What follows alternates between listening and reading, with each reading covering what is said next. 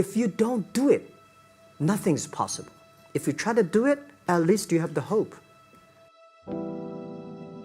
You had that third failure in a row.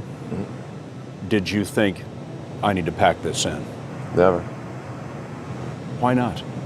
I don't ever give up. I mean, I'd have to be dead or completely incapacitated.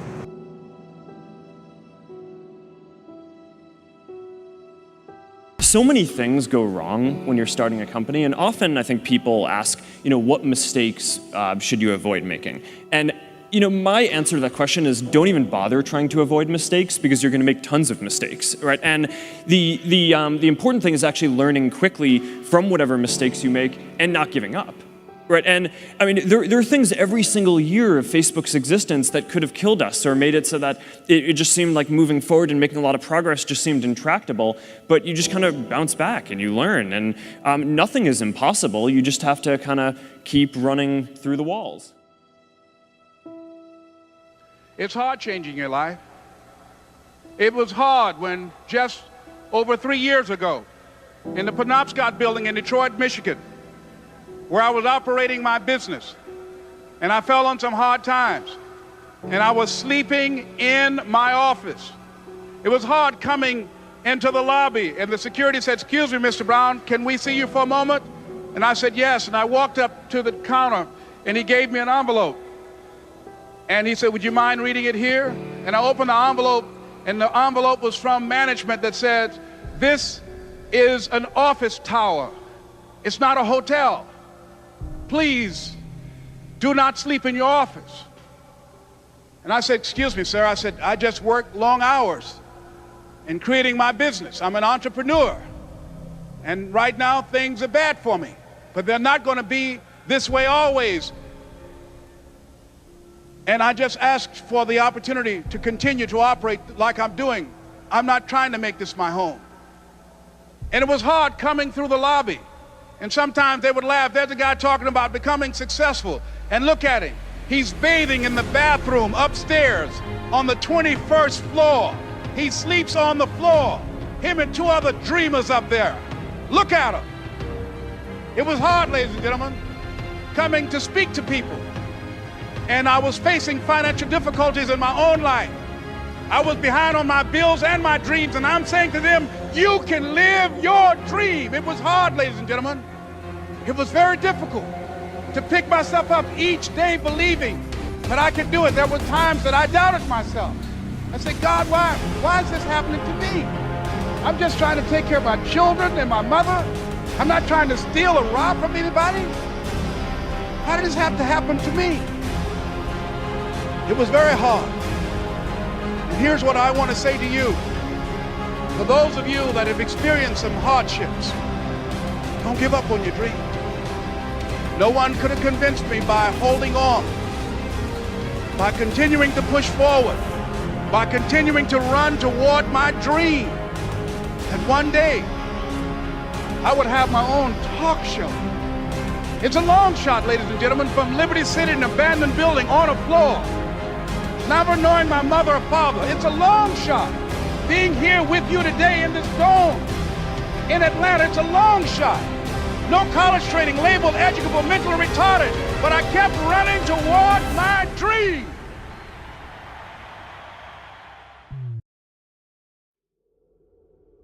You tried to get into 3 colleges.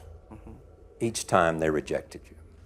No, I tried. There's an examination that young people, if you want to go university, you have to take the examinations. So I failed 3 times. Right. But a lot of fail. I failed for funny things that I failed a key primary school test for 2 times. And I failed 3 times for the middle schools. And you will never believe in Hangzhou, my city, there's only 1 middle school that lasts only 1 year. It was changed from primary school to middle school because our graduates of our school, no middle school accept us because we were too bad. What effect did it have, though, being rejected? Well, I think we have to get used to it. We're not that good. Even today, we still have a lot of people reject us. I think when I graduate from universities, and before for 3 years I tried to fill in the universities.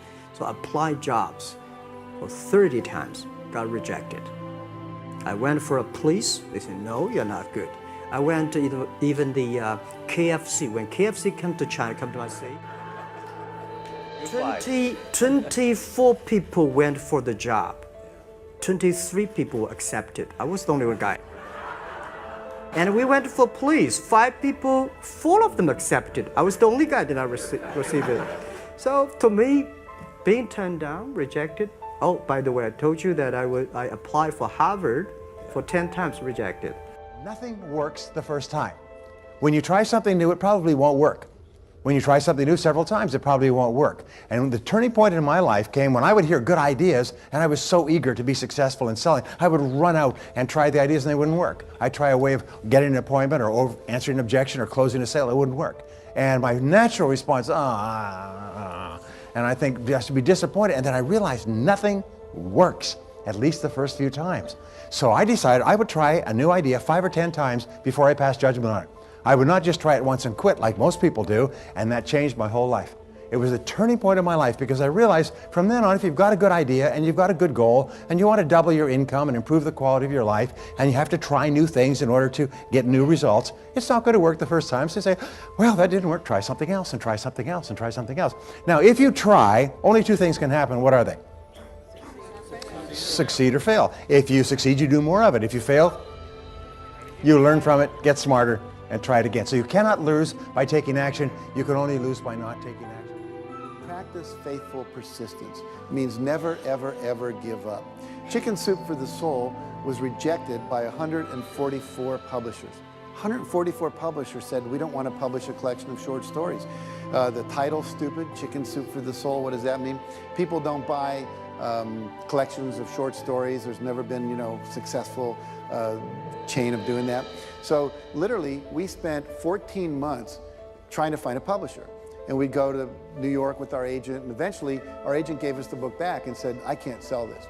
So we went to the National Booksellers Association convention down in Anaheim. We went from booth to booth to booth for 3 days. And there were 4,000 publishers represented there. And we go, would you publish our book? Would you publish our book? Would you publish our book? And we got no, no, no, no, no. It was late on the 3rd day that a little publisher from Florida, after we'd gotten over 144 rejections, said, we'll read it. And then they said, we said, well, how many copies do you think we'll sell? After they said, yeah, we'll buy it. A couple weeks later, they said, we'll publish it. And they said, well, maybe 20,000 if we're lucky. And we said, our goal is to sell 1.5 million in a year and a half. Now, have you ever told someone your dream and had them laugh out loud at you? He laughed out loud. Now, if we had given up after 100 publishers had said no, I wouldn't be standing here today. Wouldn't have happened. And so you've got to be willing to persevere. Because we didn't take no. See, when the world says no, you say next. Let's practice that. If I say no, you say yes. Absolutely. There's only 5 or 6 billion people out there you can go and ask, right? There's over 4,000 publishers just here in the state of California.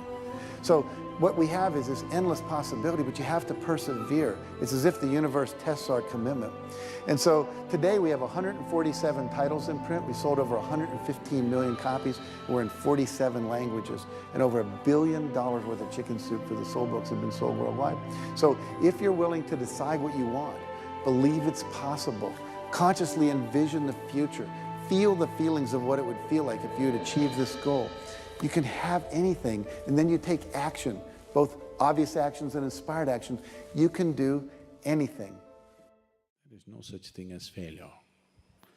Failure is an idea, because success is also a stupid idea. Success and failure is not in the volumes of money flowing into your life. Success and failure is not dependent upon the recognition that you're finding in the world. You're successful with life if you know how to walk with joy through hell. The first and foremost success is that you are not a slave to anybody's idea. Don't become a slave to somebody's idea. At least have your own idea.